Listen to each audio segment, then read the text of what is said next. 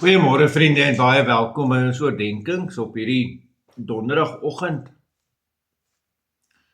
Ons is besig met Lukas 5 en dis verder vanaf vers 12.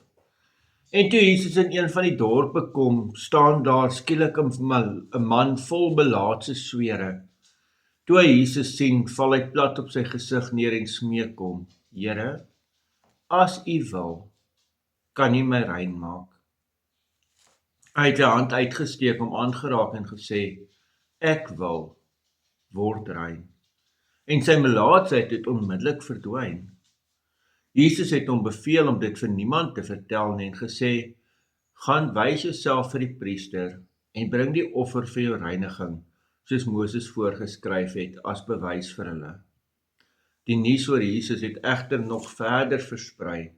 Groot skares het om hom saamgedrom om na hom te luister en van hulle kwale genees te word.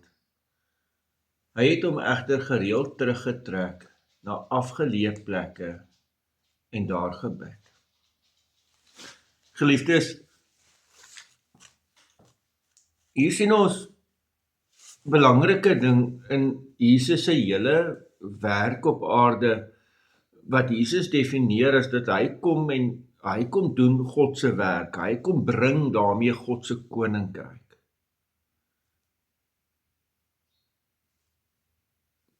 Kyk, Lukas het ons die Handelinge ook geskryf. In Handelinge vertel hy eintlik hoe Jesus dan nou verder werk na sy opstanding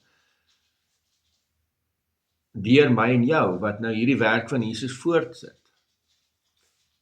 En daarom, in die manier hoe hy dit vertel, is daar eintlik 'n paar goed wat ek en jy moet hoor oor wanneer ons met God se werk besig is.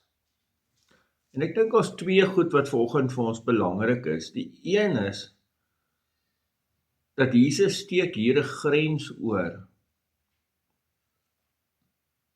Daar was verskriklike reëls oor rein en onrein. En dan veral as iemand melaats was. Daai persoon moes uitgeroep het, onrein, onrein, en almal moes 'n afstand gebly het.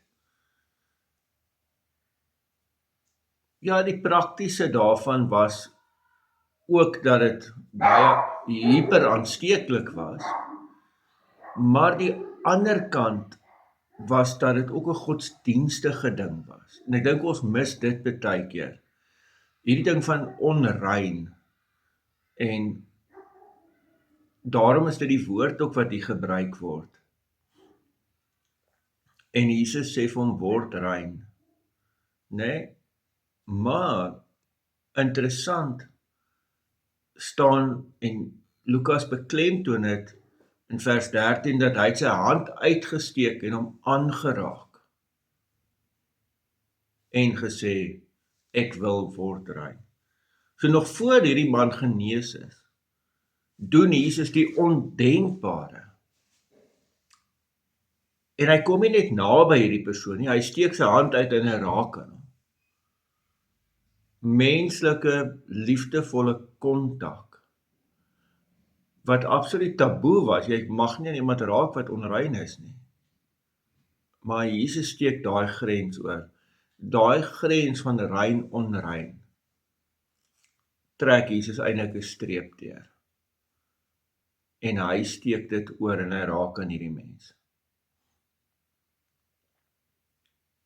En dan hoor ons, ten spyte van die feit dat Jesus nou vir die ou sê, moet vir niemand sê nie, versprei die nuus oor hom, 'n groot skares kom. En dan vers 16, belangrik vir ons. Hy het hom egter gereeld teruggetrek na afgeleë plekke en daar gebid. Geliefdes, onthou jy dat ons dit al gesê het in Lukas? Jesus gaan gereeld na afgeleë plekke en spandeer alleen tyd met die Vader en hy bid. Kom ek sê dit sommer baie reguit vir jou. Jy kan nie vir God werk. Jy kan nie hier besig wees en jou roeping nakom om God se koninkryk te bring, as jy nie genoeg En hier gebruik jy die woord so mooi gereeld. As jy nie jou gereeld terugtrek in die wêreld en na God toe gaan en tyd by God spandeer nie. Amen. Ekskuus julle. Here almagtige God, baie dankie dat ons U naam mag aanroep, dat ons vir U mag ken. En ja, Here, help ons ook om hierdie gewoonte aan te leer, om gereeld tyd te spandeer by U, gereeld tyd in gebed te spandeer, in die naam van ons Here Jesus Christus. Amen. Vriende, baie dankie. Ons kom nou gevaarlik naby aan Saterdag, dan is dit natuurlik ons bazaar. So ons nooi elkeen van die, asseblief as jy in die omgewing is, kom kuier vir ons. Help ons om ons advertensie te versprei op alle sosiale platforms wat jy gebruik. Dit baie groot waardering, is lekker as ek bietjie mense se WhatsApp statusse sien. En ek sien, wow, daar deel hy ons bazaar se goed. So baie dankie daarvoor ook. Mag u 'n baie mooi en 'n baie geseënde dag hê. Totsiens.